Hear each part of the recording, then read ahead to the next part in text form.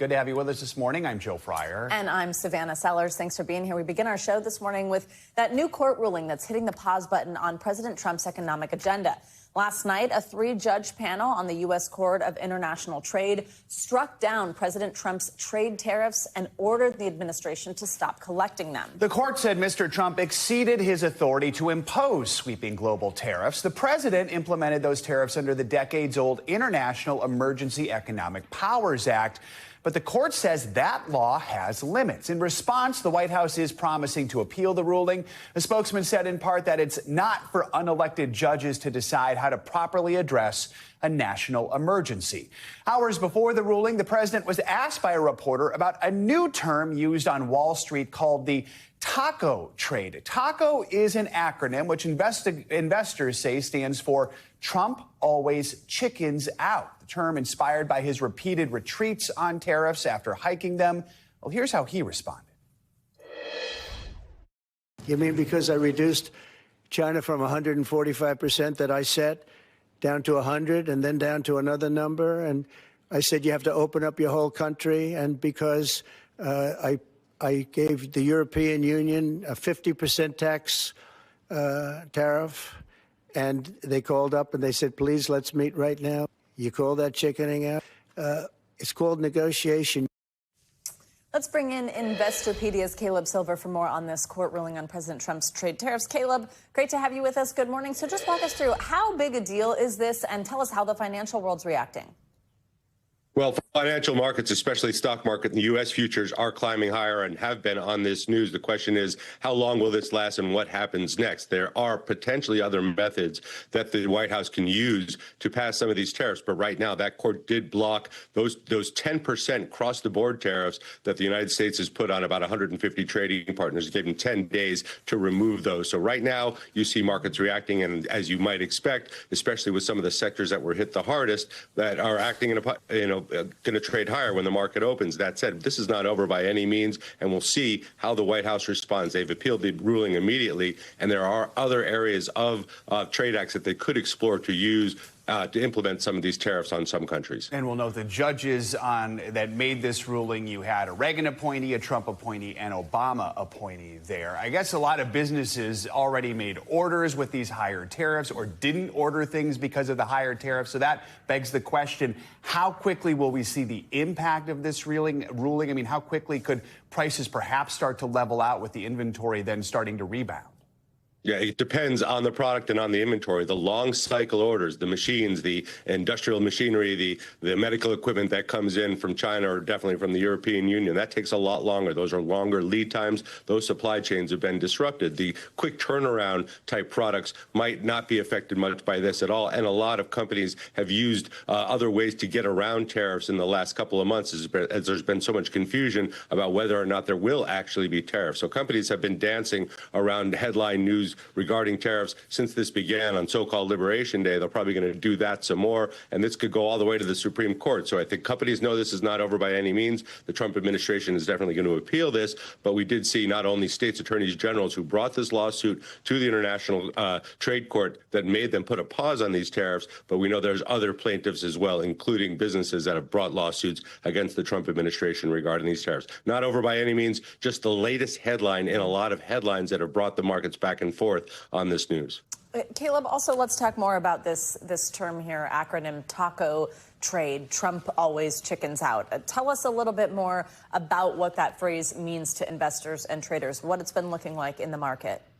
Yeah, well, Wall Street loves to come up with creative expressions to put a handle on what's going on lately. And as you've noticed, and we've been talking the last couple of months, the stock market has been very headline driven. When we heard about the tariffs on so-called Liberation Day, of course, markets sank. We saw a 19% decline in the S&P 500, but there's been so much back and forth, whether those tariffs have been reduced to 10% or whether there's been a deal with the UK. So this is just another one that I believe this comes out of the Goldman Sachs trading floor that says you can always bet on the fact that by Wednesday, the president's going to change his mind on tariffs and markets are going to go higher. That's why we've seen so much volatility in the stock market. But I wouldn't want to be the reporter that asked the president about that question yesterday. He didn't like that one bit. Yeah, no surprise he didn't like that at all. Another headline coming out of the White House, Caleb, I wanted to ask you about is Elon Musk now really officially leaving behind his role heading Doge in the federal government, moving back to focus on his businesses. The fact that he's doing that he's going to focus full time on these companies that he has built over the past several years.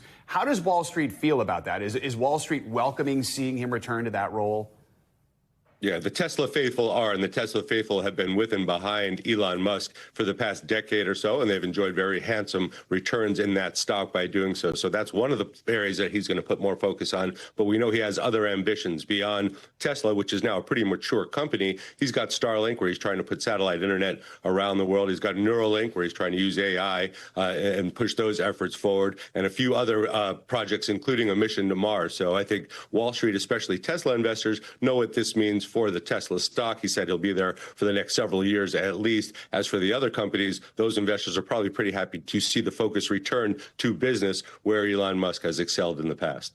Caleb Silver, you're going to stick with us as we talk through lots going on this morning, but thanks so much. We'll be right back with you.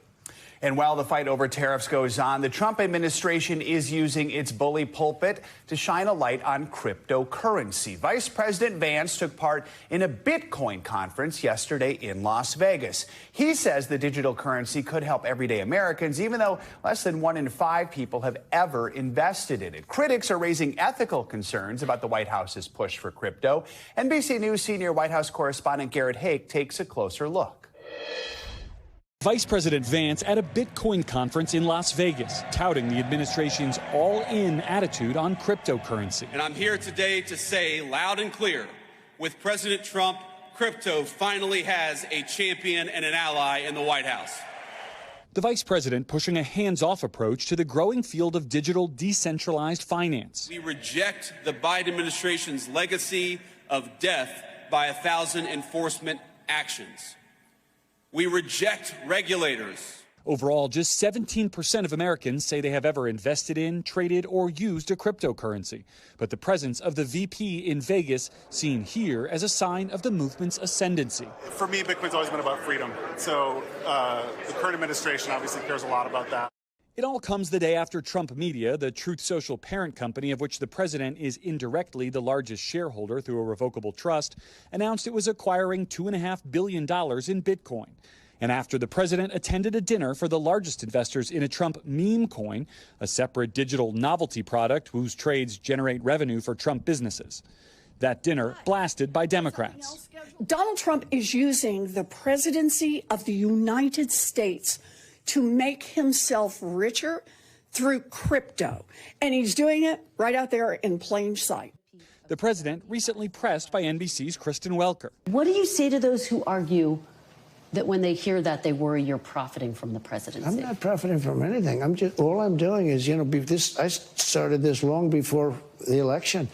I want crypto. I think crypto is important because if we don't do it, China's going to. And it's new. It's very popular. That was Garrett Haake reporting. The White House says President Trump attended that crypto dinner in his personal, not official capacity, and that his assets are in a trust controlled by his son. So let's continue this conversation, bring back Investopedia editor-in-chief Caleb Silver, who is actually in Las Vegas attending that Bitcoin conference, so he knows it quite well. There's the sphere over his shoulder. You can see Caleb will be performing there tonight.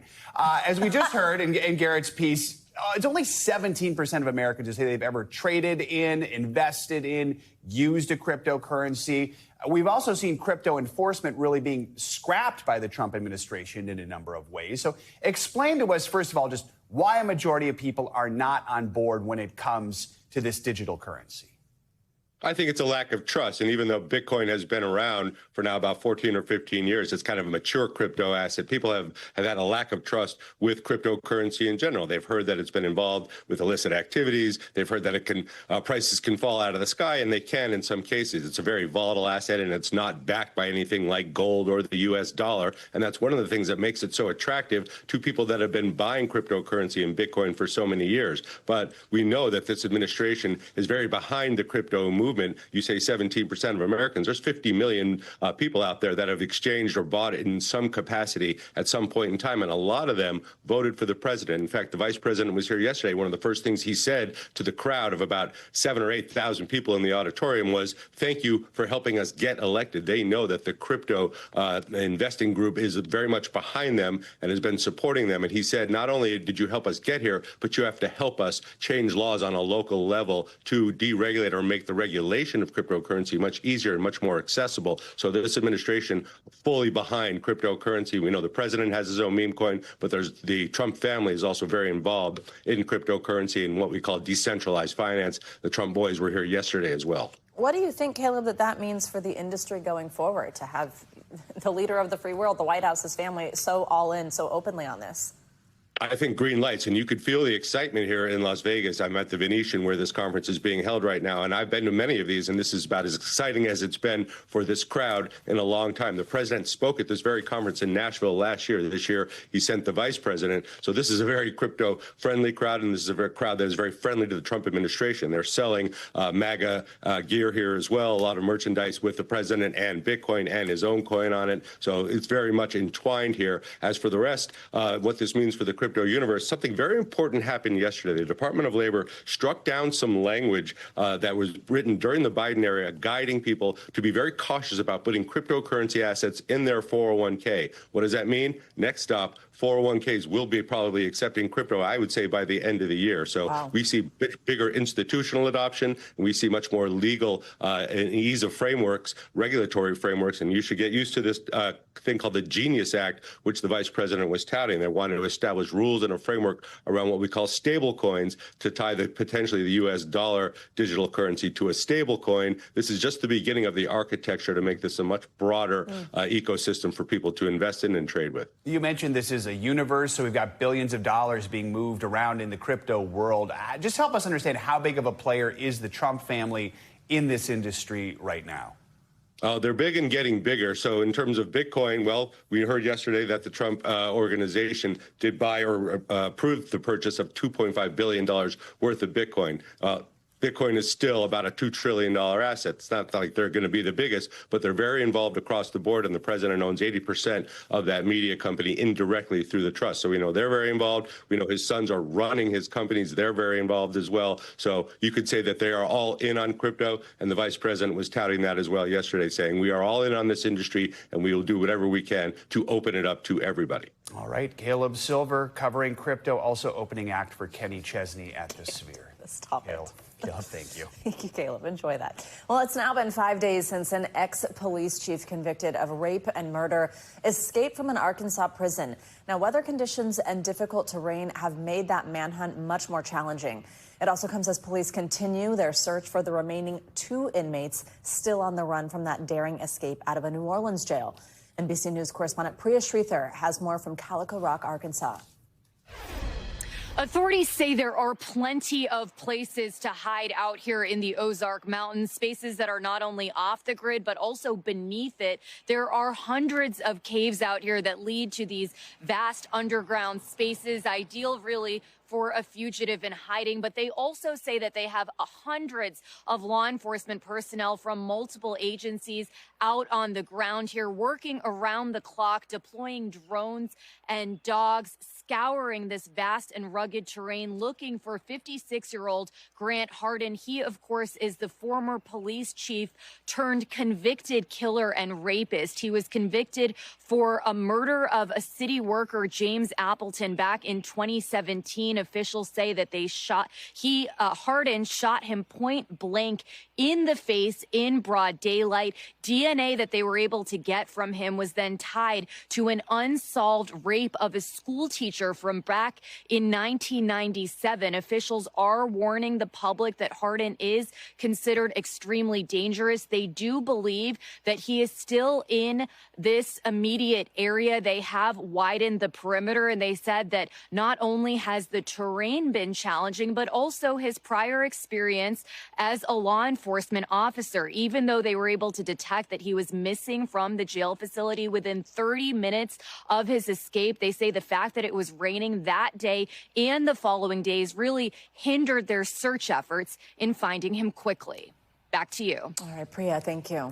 This morning, another former personal assistant of Sean Diddy Combs is expected to take the stand in his sex trafficking and racketeering trial.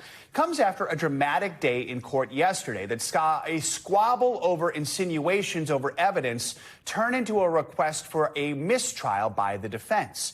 Combs' former stylist also testified in graphic detail about abuse that he said he witnessed between the former rapper and his ex-girlfriend, singer Cassie Ventura. NBC News entertainment correspondent Chloe Malas has been inside the courtroom. Celebrity stylist Deontay Nash, who worked with Sean Diddy Combs and Cassie Ventura, describing hearing Combs threaten Ventura's music career if she didn't behave how he expected, testifying that he heard Combs say that he was going to release sex videos on the internet, he was going to release them on schedule, and that he was going to first start by sending them to her parents' job to get them fired. He told the court that he tried to reassure Ventura that Combs wouldn't release the tapes because he was also on them. He says Ventura responded Combs wouldn't be on the video because he was filming her with other men. Later, Nash testifying to seeing Combs assault Ventura until her head hit a bed frame and began bleeding, saying that he tried to jump on Combs's back to stop him but was thrown off.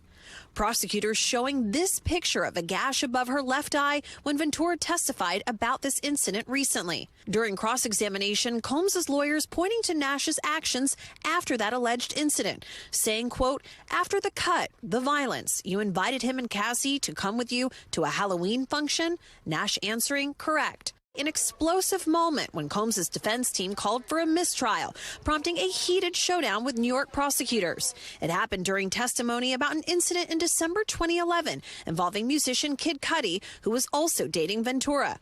The witness, a Los Angeles firefighter and arson expert, saying that he was called to Kid Cudi's home and found a Molotov cocktail in his car, saying that he believed it to be a targeted crime. Prosecutors releasing these new photos of the damage. The arson investigator testifying it was determined that someone took the bottle, put gas inside, put cloth in it, and cut the vehicle and dropped the bottle inside. Arson is among the list of acts in the racketeering conspiracy charge against Combs. Combs has denied all the accusations against him. He told the court that fingerprint evidence from the scene was destroyed. Combs' team saying that the prosecutors asked questions insinuating that Combs had something to do with destroying the evidence in the possession of the LAPD, telling the judge that, quote, there is no way to unring this bell. The judge telling jurors to disregard the portion of the testimony regarding the destruction of evidence, calling it irrelevant, but denying the mistrial request and allowing things to proceed. Chloe Malas, NBC News.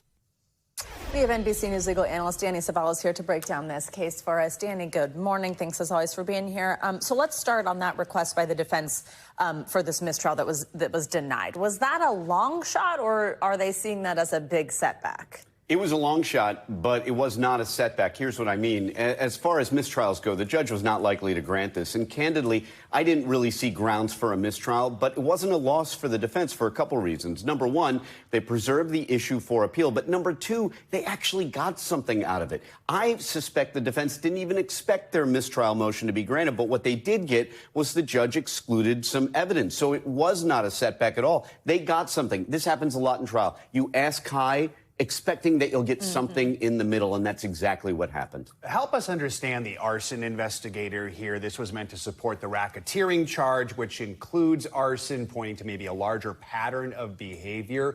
Was that accomplished here, do you think? You're exactly right. The government, in proving racketeering, has to show at least 2 predicate crimes. They can show more. Among those predicate crimes that are listed in the law are arson, kidnapping, drug trafficking. So that's why you hear testimony about arson. But I have to stress, Diddy is charged not with racketeering, but actually racketeering conspiracy. So it's important to know that all they need to show for arson, what they don't need to show is that Diddy was there, that he participated in the arson, that he threw the Molotov cocktail, or that he was even present at the time of that particular crime. That's racketeering conspiracy. As long as he agreed to participate in this bad enterprise, that's enough. Let's look ahead to what we might hear today. We're expecting to hear from a former personal assistant who says that she was sexually assaulted by Diddy. The prosecution is saying that this is related to all these charges: bribery, obstruction, trafficking, prostitution. Do we expect that the questioning may kind of go in the same direction that we heard here, where it's kind of like, okay, so all this was going on, but you still hung around? Yes, exactly. And the defense has to do that. They have to explore whether it's Cassie Ventura, a former paramour, or an assistant. They have to explore with all of these witnesses, hey, this guy did all these horrible things, sometimes with you, and you chose not only to stay, but sometimes you left and came back in the case of his personal assistant. Now, the government has called an expert to say, hey, people in these violent situations and domestic violence situations often find it hard to leave. But the government probably wouldn't have called that expert if the government itself wasn't concerned about that avenue of cross-examination. Danny Savalos, thank you very much. Let's get to your morning news now forecast, starting with a live look outside our studio here at 30 Rock this morning. As you can maybe see, the overcast skies we've seen over the last few days still hovering over the Big Apple. Yeah, it's a lot of rain on the ground. We trekked through this morning. Angie Lassman has her eye on all that and more. Hey, Angie, good morning. Hi, guys. Good morning. Hope you brought your umbrella. We, of course, had some showers across the Northeast this morning. Those stretched into the Great Lakes, but we're really ramping things up across parts of the South and the Plains. Those are just some of the spots that we're going to see kind of the more active forecast here as we get through the day today, specifically with the heavy rain centered across the Southeast. Here's how it all plays out. You can see that working through the day today. To the east, we'll see this next system kind of bringing a little bit of rain across parts of the Midwest. And then as we get into tomorrow, much of that works across the Mid-Atlantic and the Southeast. And then another kind of round of it, the one that's centered over parts of the Midwest today, will eventually arrive for the Mid-Atlantic. And we'll see the potential for some of these stronger storms there and south towards parts of the Southeast. So kind of a couple of busy days. By the time we get into Saturday, we finish out our work week and head into the first half of the weekend with rain returning for the Northeast. And specifically, we're most concerned about that heaviest rain centered across parts of northern New England. It doesn't look like crazy amounts of rain across the Southeast, but we could see some potential localized flooding from anywhere from 2 to 3 inches by the time we get through Saturday. And kind of the similar story across parts of the Ohio Valley and up into New England as we get through the first half of our weekend. When it comes to the severe weather today, a much smaller area of risk, but still it's not zero. So we're watching for 6 million people to have the potential to see some of that large hail, 2 inches or larger, and the wind gusts over 60 miles per hour. Tornado threat isn't zero. It's there. We could see a couple of those possible. And I'd specifically watch across parts of Texas, San Angelo, Waco included in that, in the metro areas of Jacksonville to Charleston to see the potential for that, guys. This will be something that we watch through the day today. And then as we look ahead to Friday, nicer conditions basically from the Midwest out west. It's those severe storms, though, that stay with us on the east. Good for them. Yeah, good for them. That's the attitude. Thanks, Angie. Thanks for watching. Stay updated about breaking news and top stories on the NBC News app or follow us on social media.